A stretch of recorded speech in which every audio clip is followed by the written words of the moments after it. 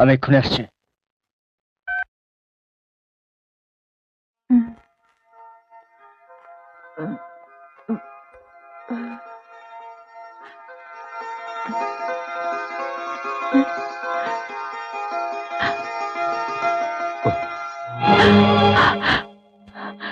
তুমি হ্যাঁ।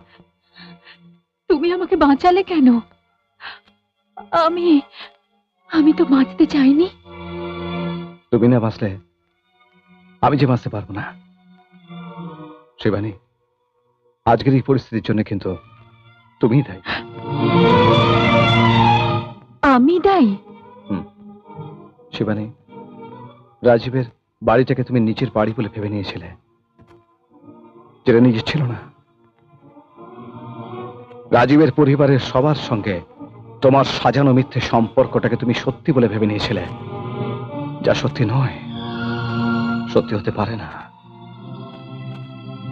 মনে পড়ে শিবানী, একদিন কিন্তু তুমি আমার সঙ্গে বাঁচা মরার শপথ নিয়েছিলে। আমার সব মনে আছে শুভ, কিন্তু আজ আমি নিরুপায়। তুমি তো আমায় ভালোবাসো শুভ, তুমি তো আমাকে বুঝবে। আমার জীবনের একদিকে তুমি, আর অন্যদিকে রাজীবের পরিবার। তুমি হয়তো আমায় বিশ্বাসঘাতক ভাবছো, কিন্তু তা তো সত্যি নয়। সেটা তুমি অন্তত মানবে। দাড়িপাল্লার একদিকে তোমার ভালোবাসা, আর অন্যদিকে রাজীবের পুরো পরিবার। ওদের বিশ্বাস আর ভালোবাসা, ওদের পাল্লাটা যে অনেক ভারী হয়ে গেছে শুভ।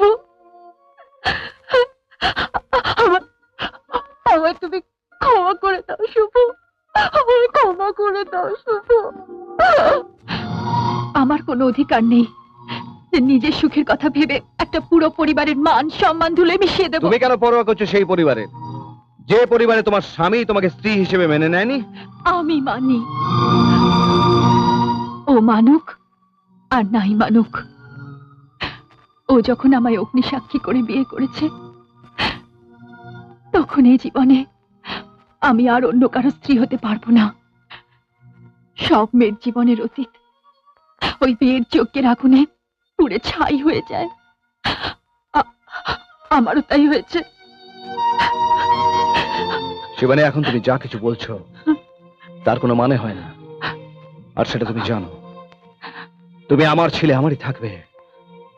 তুমি আমার ছাড়া আর অন্য কারো হতে পারো না। শিবানী, তুমি শুধু আমার, তুমি শুধু আমার শিবানী। না, শুভ, না! তুমি আমাকে একদম স্পর্শ করবে না। কেন? কেন নয়? রাজীব আমাকে ভালো না বাসুক, কিন্তু আমি তো তার স্ত্রী।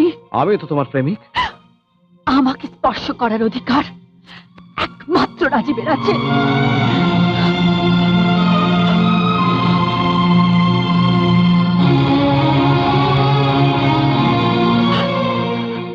আর আছে মৃত্যুর। শিবানী! শিবানী! আমি সব শুনেছি শিবানী।